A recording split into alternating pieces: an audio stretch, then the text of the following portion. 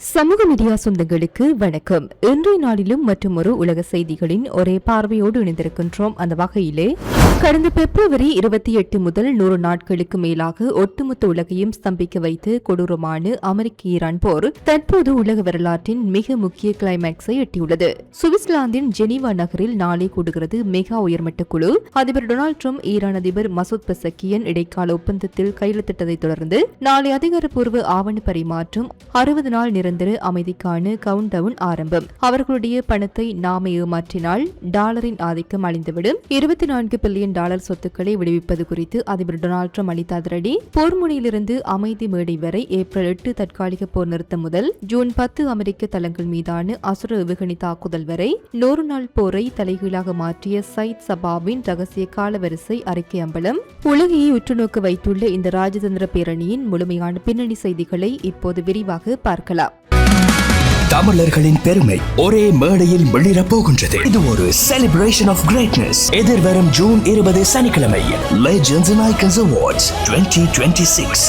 வெர்சாய்ஸை தொடர்ந்து ஜெனீவாவில் கிளைமேக்ஸ். நாளை கூடுகிறது அமெரிக்க ஈரான் உயர்மட்ட குழு. 60 நாள் அமைதி கவுண்ட் டவுன் ஆரம்பம். மத்திய கிழக்கில் கடந்த பிப்ரவரி 28 முதல் 100 நாட்களுக்கு மேலாக நீடித்து வந்து கொடூர போரை முடிவுக்கு கொண்டு வரும் ராஜதந்திர நகர்வுகள் இறுதி நிலையை எட்டியுள்ளன. உலகையை உலுக்கிய இந்த மோதலுக்கு முற்றுப்புள்ளி வைக்க சுவிட்சர்லாந்தின் ஜெனீவா நகரில் நாளை ஒரு மெகா உயர்மட்ட பேச்சுவார்த்தை கூடுகிறது. அமெரிக்க அதிபர் டொனால்டு ட்ரம்ப் மற்றும் ஈரான் அதிபர் மசூத் பெசக்கியன் ஆகியோர் இடைக்கால ஒப்பந்தத்தில் கையெழுத்திட்டுள்ள நிலையில் அதன் அடுத்த கட்ட உத்தியோகபூர்வ செயல்பாடுகளுக்காக இரு நாடுகளின் மூத்த பேச்சுவார்த்தை குழுக்களும் நாளை ஜெனீவா வரவுள்ளனர். அமெரிக்க சார்பில் துணை அதிபர் ஜே.டி. வான்ஸ், மத்திய கிழக்கு சிறப்பு தூதர் ஸ்டீவ் விட்காஃப், ஜாரெட் குஷ்னர் ஆகியோரும், ஈரான் சார்பில் நாடாளுமன்ற சபாநாயகர் முகமது பாகர் காலிபாப், துணை வெளியுறவு அமைச்சர் காசிம் கரீபா பாடி ஆகியோரும் இறுதி கலந்துரையாடலை நடத்தவுள்ளனர். நாளை ஆவண பரிமாற்றம் அதிகாரப்பூர்வமாக முடிந்தவுடன் நிரந்தர அமைதி ஒப்பந்தத்திற்கான 60 நாள் கவுண்ட் டவுன் தொடங்கும். இந்த 60 நாட்களுக்கு ஈரானின் அணு ஆயுத சுத்திகரிப்பு முடக்கம், ஏவுகணை திட்டங்கள் மற்றும் அமெரிக்காவால் முடக்கப்பட்டுள்ள 24 பில்லியன் டாலர் சொத்துக்களை விடுவிப்பது போன்ற மிக கடினமான தொழில்நுட்ப பிரச்சினைகளுக்கு தீர்வு காண வேண்டும். பாகிஸ்தான் மற்றும் கட்டார் நாடுகளின் தீவிர மத்தியஸ்தம் காரணமாக இந்த முதல் கட்ட ராஜதந்திர வெற்றி சாத்தியமாகியுள்ளது. ஒப்பந்தத்தின்படி நாளை முதல் உலக எரிசக்தி பாதையான கார்முஸ் ஜலசந்தி சர்வதேச கப்பல் போக்குவரத்திற்காக முழுமையாக திறக்கப்படவுள்ளது. இந்த ஒப்பந்தத்தை அமெரிக்காவின் வரலாற்று தோல்வி, ஈரானின் சரணாகதி என அமெரிக்க எதிர்க்கட்சி தலைவர் சக் ஷூமரும் ஒப்பந்தம் இருந்தாலும் இல்லாவிட்டாலும் லெபனானில் இருந்து எங்கள் படைகள் வெளியேறாது என இஸ்ரேல் பிரதமர் நெதன்யாகுவும் கடுமையாக எதிர்த்துள்ளனர். மேலும் முதற்கட்டத்தை விட இரண்டாம் கட்ட பேச்சுவார்த்தை மிக கடுமையானதாக இருக்கும் என சீன வெளியுறவுத்துறை எச்சரித்துள்ளது. கடந்த சில மாதங்களாக போர் மிகங்கள் சூழ்ந்திருந்த வளைகுடா பகுதியில் தற்போதைய அமைதி பிரகடனம் எப்படி சாத்தியமானது என்பதன் முக்கிய ராஜதந்திர நகர்வுகளை அரசியல் ஆய்வாளர் சையத் சபா காலவரிசைப்படி பட்டியலிட்டுள்ளார். ஏப்ரல் 8 அமெரிக்காவும் ஈரானும் முதன்முறையாக 2 வார கால தற்காலிக போர் நிறுத்தத்திற்கு ஒப்புக்கொண்டன. இருப்பினும் லெபனானில் இஸ்ரேல் நடத்திய வான்வழி தாக்குதல்களில் 350க்கும் மேற்பட்டோர் பலியாகினர். ஏப்ரல் 11 பாகிஸ்தானின் மத்தியஸ்தத்தில் நடந்த நேரடி பேச்சுவார்த்தை தோல்வியில் முடிந்தது. அடுத்த கட்டமாக ஈரானிய துறைமுகங்களுக்கு எதிராக அமெரிக்கா கடற்படை முற்றுகையை அறிவித்தது. ஏப்ரல் 14-17 பல தசாப்தங்களுக்கு பிறகு லெபனானும் இஸ்ரேலும் தங்களின் முதல் தூதரக பேச்சுவார்த்தைகளை நடத்தி போர் நிறுத்தத்தை அறிவித்தன. ஆனால் இதில் கிஸ்புல்லா பங்கேற்காததால் சண்டை மீண்டும் வெடித்தது.